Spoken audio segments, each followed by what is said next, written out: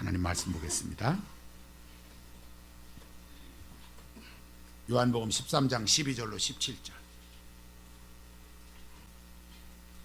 제가 봉독을 해드리겠습니다. 그들의 발을 씻으신 후에 옷을 입으시고 다시 앉아 그들에게 이르시되 내가 너희에게 행한 것을 너희가 아느냐. 너희가 나를 선생이라 또는 주라 하니 너희 말이 옳도다. 내가 그러하다.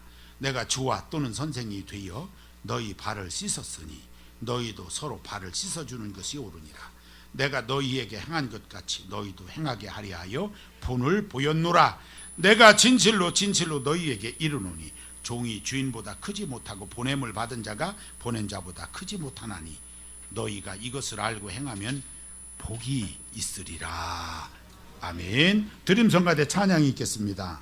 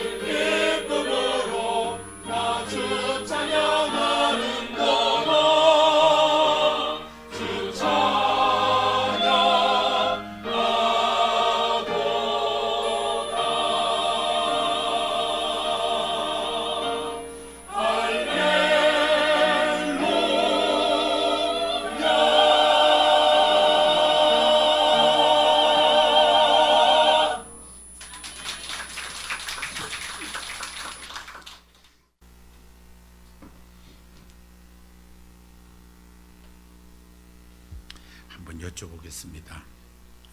과거에, 지금은 아니시니까 이 자리에 계신 거고, 과거에 내가 교학교 어린이나 청소년부에서 교사 있었던 분 한번 손들어보세요. 교사 경험이 있다. 손을 내리세요. 근데 왜 안 하세요? 교사를 하셔야지. 하다가 그만두면 다시는 못할 가능성도 있는 게 교사에 그만큼 어렵지요. 아마 언제고 할 마음이 있으실 줄 알아요. 오늘 말씀을 이렇게 보면 예수님이 십자가를 지시기 전날 밤에 있었던 일입니다. 제자들과 함께 만찬을 하신 후에 대야에다 물 떠다가 예수님의 제자들 발을 다 씻겨 주십니다. 제자들이 당황했지요.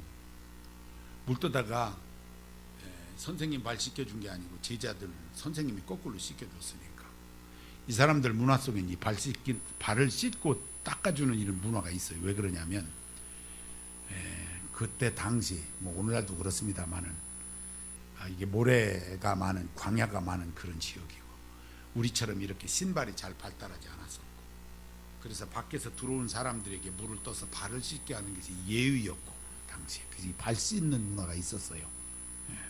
그런데 자기가 씻든지 아니면은 섬길 때 씻어드리는 건데 이게 이제 거꾸로 된 거죠.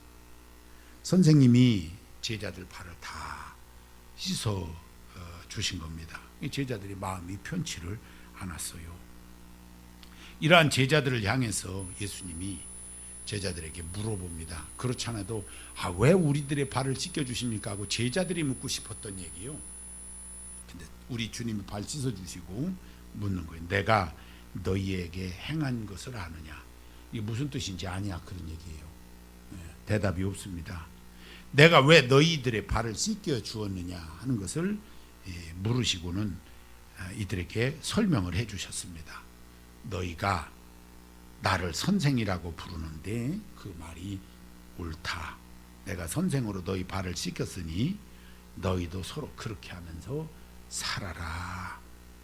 그리고 이것을 알고 행하면 복이 있으리라. 이런 말씀을 하신 거예요. 쉬운 말로 얘기합니다. 네 발 씻어준 것은 너도 그렇게 다른 사람들 발 씻어주면서 섬기면서 살아라. 이것을 본으로 보여주신 거예요. 예수님이 가르치시는 방법이 말씀으로 가르치시고 행동으로 본을 보여서 가르쳐 주시는 방법을 예수님이 교육 방법으로 늘 채택을 하시니까 그렇게 가르쳐 주셨던 겁니다.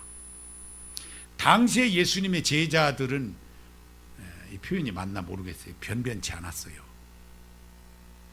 기본적으로 교육이 잘 되어지고 그랬던 사람들이 아닙니다.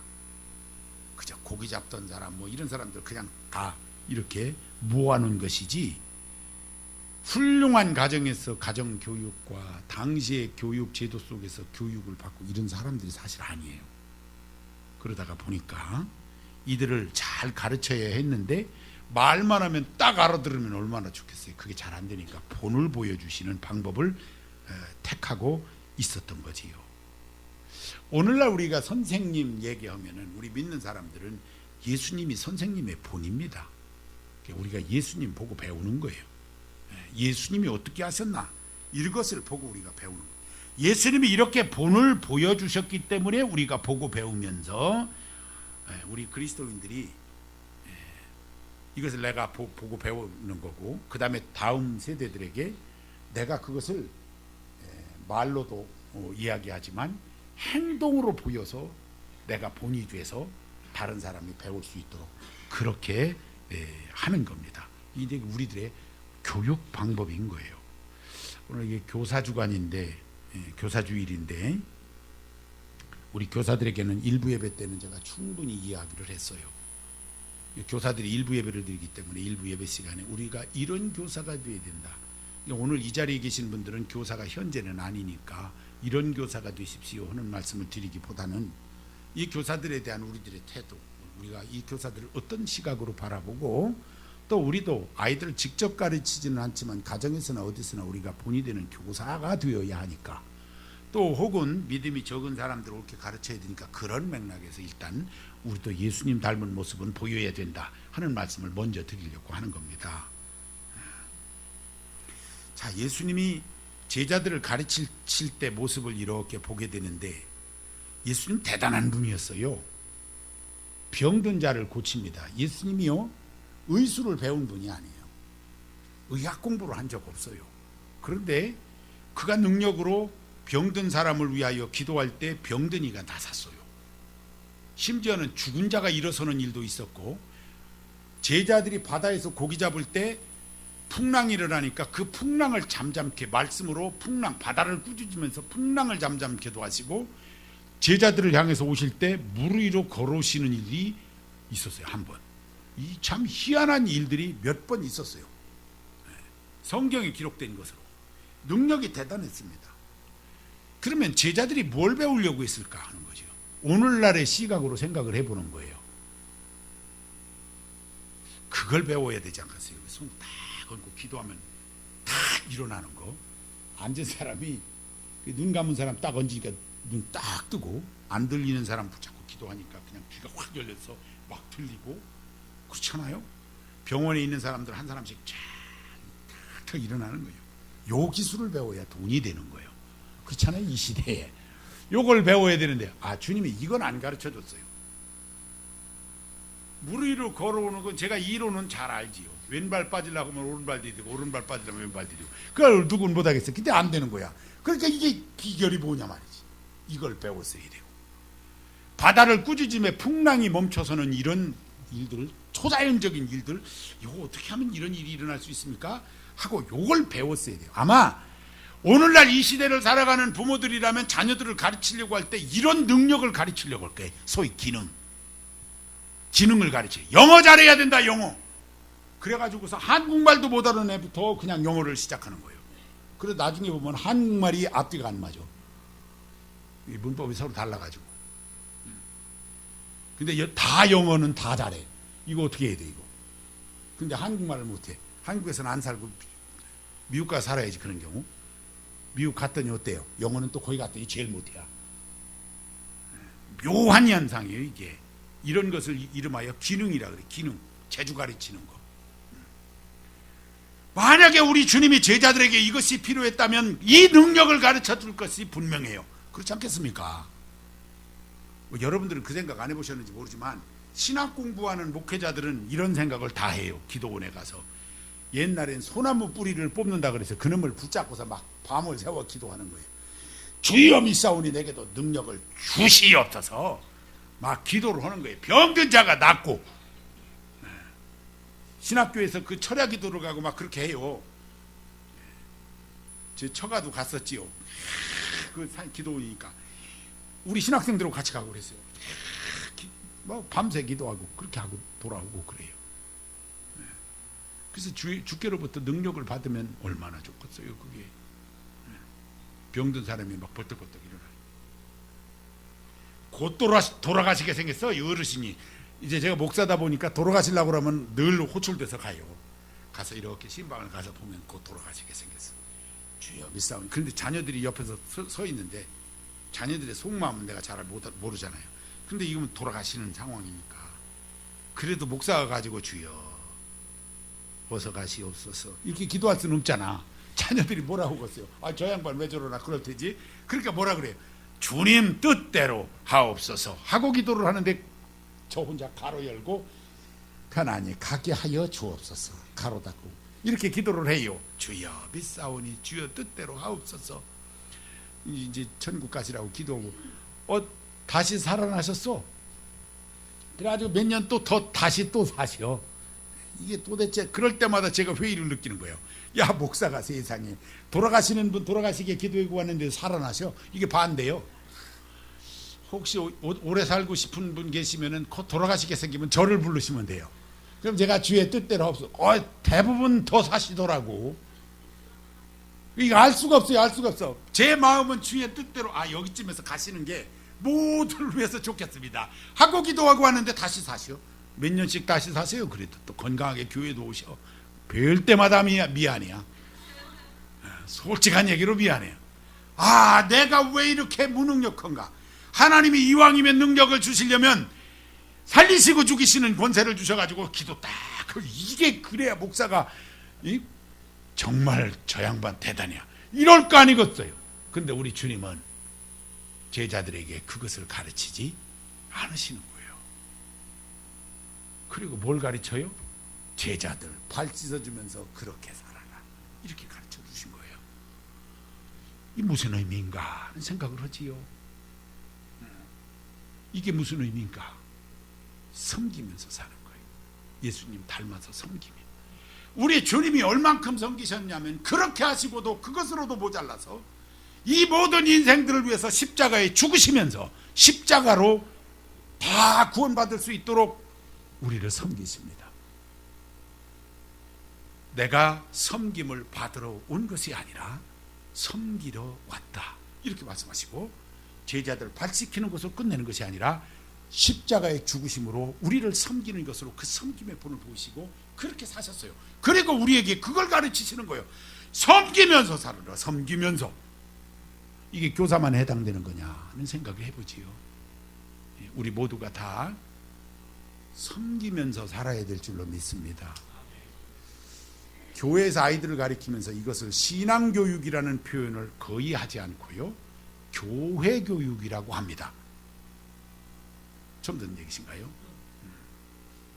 아이들 불러놓고 공식적으로 이 아이들을 불러놓고 신앙교육 이렇게 얘기하지 않고 교회교육이라고 그래요. 이거 왜 그랬을까? 이걸 왜 교회교육이라고 할까? 다른 곳에서는 없는 교육이에요. 무엇이? 섬기는 것이. 야, 너 잘 살면 다 따라오게 돼 있어야. 재주를 배워야 돼. 그러면 다 사람들 따라오게 돼. 돈 벌어야 돼. 사람 다 오게 돼 있어. 이것은 세상에서 가르치는 거고요. 교회 교육은 그것이 아닌 거예요. 교회에서 살아가는 이 교회 공동체의 삶의 방법은 섬기는 거예요. 예수님이 십자가로 섬긴 것처럼 죽기까지 우리도 섬기는 거예요. 이 교회 교육이 왜 필요하냐라고 하는 거예요. 이 세상을 바꾸는 것은 나만 잘나서 되는 게 아니에요. 훌륭할수록 섬길 수 있어야 돼요. 훌륭할수록. 그렇게 잘 섬겨야 세상이 변해요. 오늘날 이 세상이 많은 그리스도인이 있어도 변하지 않는 이유가 뭐냐면 우리가 섬기려고 하지 않기 때문에 그래요. 내게 이득이 없으면 안 하는 거예요. 이것처럼 이기적인 것이 없어요. 그리스도인의 삶은 그것이 아닌 거예요. 이것을 어려서부터 할 수 있도록 하는 교육을 해야 된다. 그게 뭐예요? 예수님 닮은 모습으로 섬김의 교육을 아이들에게 해야 되는 거예요. 이것이 교회 교육인 거예요. 교회 교육의 기본인 거예요. 섬기는 거예요. 섬기는 거. 잘 섬겨야 돼요. 특히 오늘날 우리 아이들을 생각을 해보는 거예요. 다 그런 건 아닌데 대부분 저밖에 몰라. 왜요? 부모가 그러니까. 그래서 괴리가 발생해요. 교사가 왜 어려우냐면은 교사의 생각과 학부형의 생각이 달라. 이 사이에서 갈등을 해야 돼요. 교사가 그래서 어려워. 이게 이해가 안 되시면 교사를 해보시면 그만해요. 주님 말씀대로 가르쳐서 이 아이가 교회에서 서로 섬기고 나보다도 남을 배려하는 것을 가르치는 그런 어떤 모습으로 이렇게 예수님이 그렇게 하는 거니까 나부터 생각하는 것이 아니라 다른 사람부터 생각하는 걸 가르치는 게 교회 교육의 기본이니까 이거를 하려고 하는데 부모는 내 자식만 아니까 괴리가 생기는 거예요. 그래서 교사가 아이 때문에 어려운 게 아니고 학부형 때문에 어려운 거예요. 오늘 여기 교사 없으니까 이제 교사 편을 내가 드는 거예요. 일부 예배 때는 교사들 보고 신앙이 최상이어야 섬길 수 있다는 얘기를 했어요. 사실은 신앙이 내가 최상의 몸 컨디션이 최상이어야 어떤 것이 가능해지는 것과 똑같아요. 신앙이 최상이어야 뭘 할 수 있어요. 신앙이 최하로 다운되어져 떨어졌는데 무엇을 하겠어요? 섬길 수 있어요? 아무것도 못해요. 신앙이 다운되어졌을 때는 내가 그냥 바닥으로 탁 쳐졌는데 다 보기 싫은 사람만 있지. 그렇게 되면 다운되어져 있으니까. 근데 교사가 다운되어져 있으면은 애들이 유난히 시끄럽고 떠들고 막 난리를 쳐대고 저놈 새끼 저기 별 생각이 다 드는 거예요. 이게 다운돼 있으니까. 근데 신앙이 최상이면 그냥 북을 치거나 말거나 뭐하거나 이게 잘 안 들려요. 그리고 애들이 많이 와서 좋기만 한 거예요. 싱글벙글 떠들거나 말거나. 우리 교사들 근데 잘 내려가서 이렇게 보세요. 어떤 때 보면은 애들이 떠들거나 말거나 북을 치거나 말거나 이리 뛰거나 말거나 교사는 아무 상관이 없이 있어. 그래서 딴 사람은 가 있으면 있을 수가 없어. 그래갖고 야야 문 닫아 문 닫아. 시끄러우니까 안 보겠다 그 말이에요. 최상의 상태. 근데 이제 이 교사들의 생각이 교회 교육은 배려하고 예수님 닮게 하는 거 이거잖아요. 이걸 모르는 사람이 누가 있겠어요? 학부형이. 여러분이 그거 모릅니까? 우리 애들이 다른 애들 배려하고 이렇게 하는 거를 해야 된다는 걸 모르는 분이 어디 있어? 그러면서도 사실은 내 자식만 먼저 생각하면 이게 학부형이 생각하고 교사의 생각이 달라서 갈등이 오는 거예요. 대한민국 어디를 가서 예를 들어서 내 마음에 쏙 드는데 우리 아이를 양육할 수 있다고 생각하시면 착각이요. 왜 그러냐면 내 생각이 바뀌지 않는 한. 그러니까 우리 자녀들을 양육하는 분들 교회 교육이 뭔가에 대한 이해를 제가 하시라고 이런 말씀을 드리는 거예요. 나밖에 모르는 아이를 다른 사람. 우리 중고등부 아이가 기도 제목 연초에 신년 예배 드리면서 우리 중고등부 학생 하나가 기도 제목을 했는데 그 기도 제목 중에 하나가 나보다 남을 먼저 배려할 수 있는 넉넉함을 주시옵소서가 1번이었어. 그래서 제가 지금까지 기도 제목 이렇게 받고 기도하면서 그 아이의 기도 제목 놓고 감동을 한 그만큼 감동한 예가 거의 없어요. 야, 이놈이 이거 희한한 놈 다 있다. 이거 인물이다. 이거 걔가 크게 되고 작게 되고 이 문제가 아니라 야, 이게 인물 되겠다. 이 생각이 탁 드는 거예요. 교회 교육의 목적이 그리스도인 되고 그리스도를 닮는 거거든. 닮는 건데 이렇게 섬기면서 살아가는 거예요. 평생. 그러면 다른 사람들이 볼 때 어떤 사람입니까? 섬기는 사람이 정말 가까이 하고 싶고 최고인 사람인 거예요. 이 사람이. 재주가 많은 사람은 재주가 많아서 그래 이러지만 그 사람이 더 다른 이에게 섬김을 실천하면서 사는 사람이면 저 사람 없으면 안 되는 가는 거지. 꼭 필요한 사람. 저 사람 없이는 안 되는 거예요. 이런 사람이 만들어져야 이 세상이 변하는 거예요. 그래서 교회 교육은 이렇게 예수님 섬기는 것을 배우는 거예요. 그래서 그걸 몸소 보이십니다. 십자가로 보이십니다. 이거 배우는 거다라고 생각하시면 돼요. 그러면서 여러분들이 생각을 하셔야 돼요. 제가 늘 느끼는 부분이 하나가 있어요.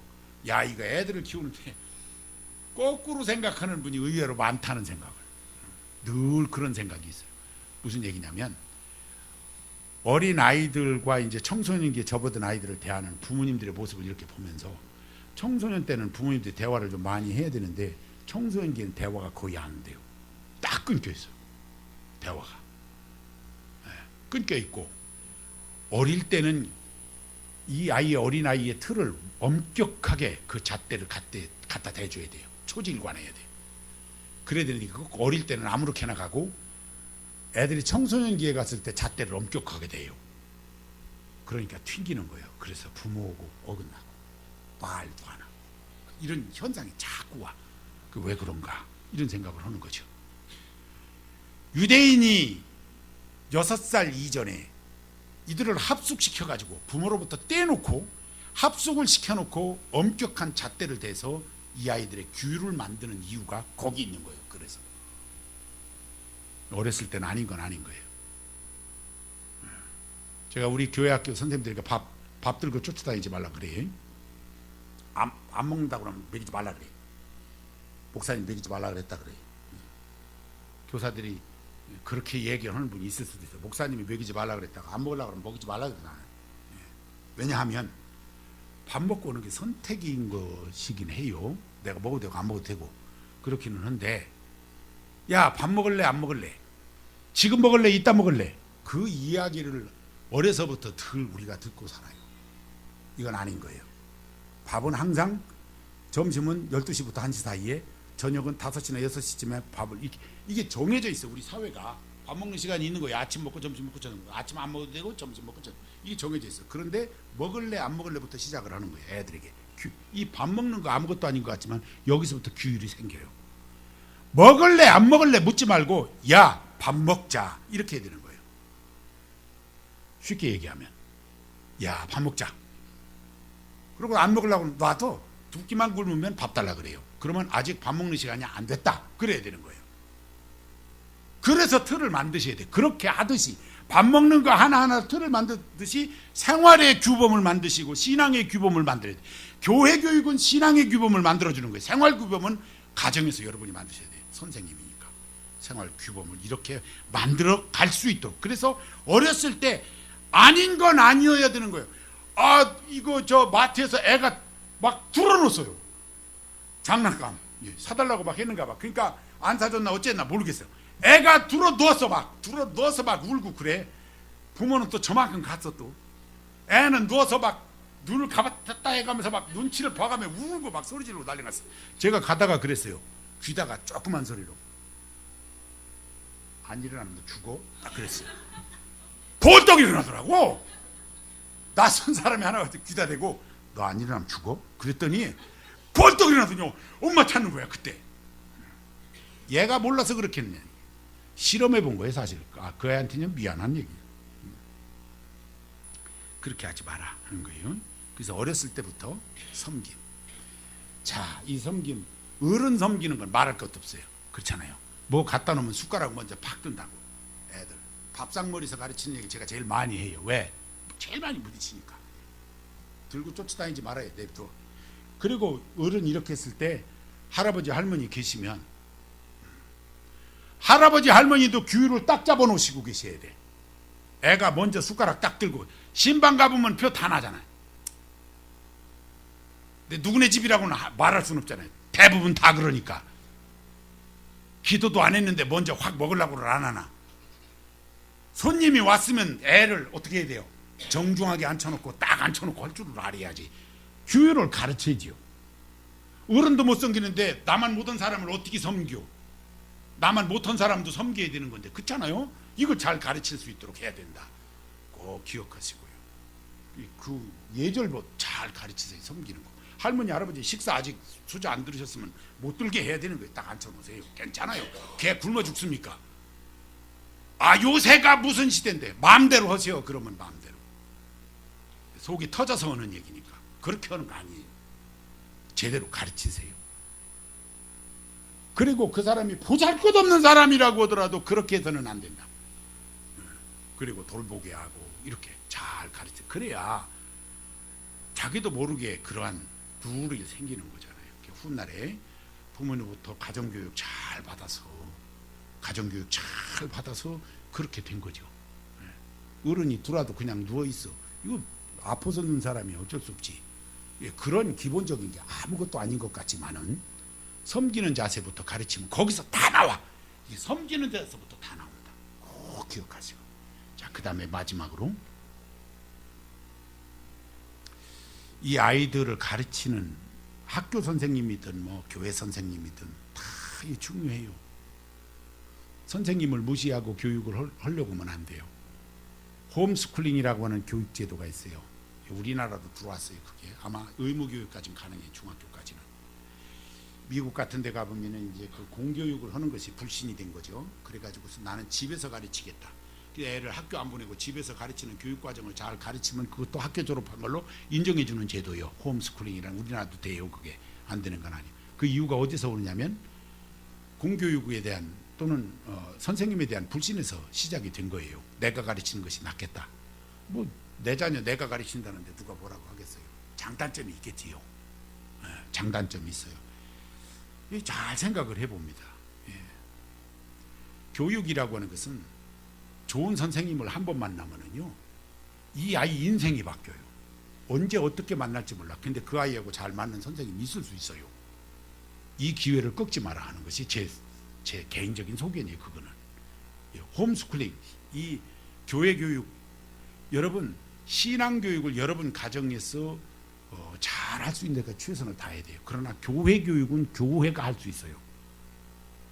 네가 교회 가서 이걸 이렇게 하는 거고 교회에서 실제로 하는 거고 다른 거기 때문에 교회 교육은 홈스쿨링이 사실은 불가능해요. 그리고 같이 믿음을 가진 사람들끼리 협력해서 살아가는 것을 배우는 것은, 이것은 그냥 집에서 아이를 차단시켜 놓고 교육이 가는 것은 한 것은 아니에요. 그렇기 때문에 선생님에게 의뢰할 수밖에 없는데, 이 선생님에 대한 신뢰가 깨어져 버리면 교육이 잘 안 돼요. 선생님에 대한 신뢰를 가져야 돼요. 선생님이 어려워요. 쉽지 않습니다. 일찍 와야 돼. 그것도 한 번, 두 번 일찍 오는 게 아니고 늘 일찍 와야 돼요. 그리고 우리 성가대원들이 있지만 성가대 문제와 교사 문제가 생겨지면 제가 우선순위를 항상 교사 먼저를 합니다. 그래서 불만 있는 분도 있어요. 맨날 교사들은 이렇고 교사들은 가만히 앉아서 뭐 하는지 모르겠고. 모르면 교사를 해보시면 알아. 그게 얼마나 부담스러워서 끝나고 나면 모여가지고서 또 회의를 하는데 회의를 한다고 또 뭐라 그래요. 회의를 왜 이렇게 길게 하는, 다음 주 또 돌아온다니까. 여러분 그거 해보시면은요, 하고 나면 다음 주가 또 돌아와. 그리고 또 돌아오고 그냥 멈추질 않고 또 돌아오고, 그 다음 주는 뭐하지? 아이고 또 돌아오고 또 돌아와. 그러니까 자꾸 모여서 얘기해야 되고 이걸 해야 되는 거예요. 어려워요 여러분. 제가 일방적으로 교사 편을 듭니다. 전 성가대원도 해봤고 교사도 해봤고 해봤어요. 자라나면서도 해봤고 했는데 해보니까 그래요. 이 교사가 만만치 않은 거예요. 그리고요 중요한 것은 성가대는 이제 폄하하는 건 아니에요. 하나님 앞에 준비된 찬양으로 잘 이렇게 하면 돼. 대상이 뭐 회중이 뭐라고 안 해요. 여러분 보고 잘했다고 박수 쳐주지. 근데 교사는 내 입을 기다리는 아이들이 있어요. 이거 늘 준비되어져 있는데 내 개인이 이렇게 준비해갖고 애들을 만나야 되고, 학교는 내비둬도 오는데 교회는 내비두면 안 와. 이게 쉽지 않은 거예요. 그래 늘 부담스러워. 교사가 늘 부담스러움이 있어요. 그래서 이 교사들이 쉬운 일이 아니고, 교사들을 귀히 여기는 풍토가 마련이 되어지면 그나마 교사들이 힘을 내고 애를 쓸 수 있다 하는 거예요. 교사 주일이 있는데 성가대 주일이 없어서 조금 아쉬움이 있어요. 성가대 주일 할 테니까 칸타타 하나 하실래요? 어려워. 그 뭐 있으면 어려운 거예요. 어쨌든 이 아이들을 잘 가르치는, 제가 평생 교회를 6군데를 다녔어요. 6군데. 이제 교역자로 4군데, 평신도로 2군데를 다닌 거예요. 그래가지고 이게 평생 6군데 교회를 다녔는데, 제 기억으로는 제가 교사할 때 그 교회가 가장 교사를 생각하는 마음이 달랐다 하는 생각이 드는 그런 교회가 있어요. 당시에 교회 장로님들과 권사님들이 얼마나 교사들을 챙겼나 몰라. 우리 집에 가서. 왜냐하면 그때는 이렇게 예배 끝나고 나면 예배가 밤에 있어요. 점심은 국 삶아지고 먹고지만 저녁은 못 먹는다고. 이게 어디 가서 함께 어울려 밥을 사 먹을 수 있는 그런 형편이 안 되던 시절이라서 대개 그냥 밥을 굶게 되곤 하는데, 장로님이나 권사님들이 교회에 있는 교사들을 데리고 가서 집에 가서 밥을 먹이고 그랬어요. 그 시절에는 참. 그래서 장로님 댁도 자주 가고 권사님 댁도 자주 가고 데리고 가서 밥을, 교사들 우리 집에 가서 별거 없지만은 김치찌개 하나 해놓고 밥 먹자고 데리고 가고, 그러면서 선생님들 그렇게 귀히 여기는 그런 풍토가 있었어요. 지금 생각해 보니까 얼마나 그때 그 위로를 받으면서 교사를 했는지 몰라요. 이런 위로가 필요한데 이거 뭐 밥 해줄 수도 없고 그렇잖아요. 우리 점심 다 밥을 주고 하니까. 그러니까 우리가 그런 마음이라도 좀 가져보자 하는 거예요. 우리 어르신들이 교사들 보면 오늘 꽃 달고 다니는 사람들이 교사예요. 저는 쪼만한 거 달았어요. 이렇게 쪼만한 큰 놈 달고 다니는 사람들이 있어요. 그게 진짜 교사예요. 그 진짜 교사들 보면 수고 많이 한다고 그러고 애쓴다고 그러고 말 한마디라도 좀 이렇게 좀 오늘은 격려를 해줬으면 좋겠다 하는 거예요. 우리 교사들이 있는, 이 교사들이 있어서 우리 아이들을 그래도 가르칠 수 있어서 감사한 거예요. 우리 교회가 선교하는 만큼 교육에 힘쓰려고 나름 애를 쓰는 그런 교회입니다. 하나님 기뻐하시는 좋은 모습이 되어질 수 있도록 이 교사들을 통해서, 제가 아무리 날고 뛰어도 이 아이들을 양육하는 것은 제가 할 수 있는 일이 아니에요. 왜냐하면 여기 와 있고 교사들 이게 다 만나고 그러니까 이 교사들에게 맡겨져 있어요. 이들이 정말 기쁨으로 은혜로 펄펄 뛰어야 다음 세대 우리 아이들을 잘 양육해 놓을 수 있어요. 훗날에 우리 애가 어떤 선생님을 만났는데 그 애 때문에 이렇게 됐어. 저희 집 큰딸아이가 늘 얘기해요. 사모를 하면서도 내가 이렇게 나름 신앙을 가질 수 있었던 것은 초등학교 5학년 때인가 신혜경이라는 선생님을 내가 만나서 그 선생님이 나를 이렇게 가르쳐줬다고 그 얘기를 자꾸 해요. 그 선생님이 잊혀지지 않는 거예요. 그 선생님이 나를 이렇게 가르쳐 놨다는 거예요. 저는 미안하지요. 논산 제일감리교회 계세요. 제가 밥을 사드렸어요. 밥 사준다고 그랬더니 교사들이 다 이렇게 있는데 밥을 내가 사겠다 그랬어요. 교사가 잔뜩 왔어요. 제가 다 밥 사줬어요. 왜? 내 아이를 내가 못 가르친 걸 이 선생님이 가르쳐 줬어요. 목사도 못 가르쳐 줬어요. 왜? 나는 바쁘다고. 근데 이것을 누가? 선생님이 가르쳐 주었어요. 참으로 감사한 일이지요. 고마운 거예요. 우리 선생님들이 고마운 거예요. 우리 선생님들에 대한 고마운 마음을 갖는 날이 오늘이다.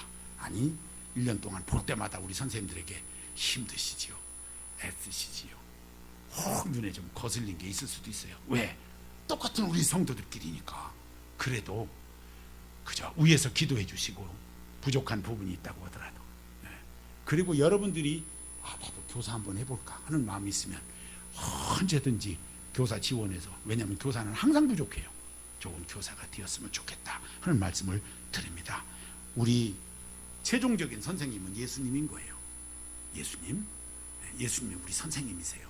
이 예수님을 본받아 사는 건데 섬기는 모습을 본받아야 된다 하는 말씀이고, 먼 훗날 이렇게 잘 양육된 우리 아이들이 정말 이 세상을 변화시킬 수 있는 작은 예수님으로 빛과 소금 되는 그런 모습을 볼 수 있는 그날이 있도록, 그렇게 되어지려면 우리 자신부터도 이렇게 섬기는 삶을 살아야 된다 하는 것도 잊지 마시고요. 승리하는 여러분들이 다 되시기를 주의 이름으로 축원합니다. 한 음성으로 기도합니다. 하나님 아버지 감사합니다.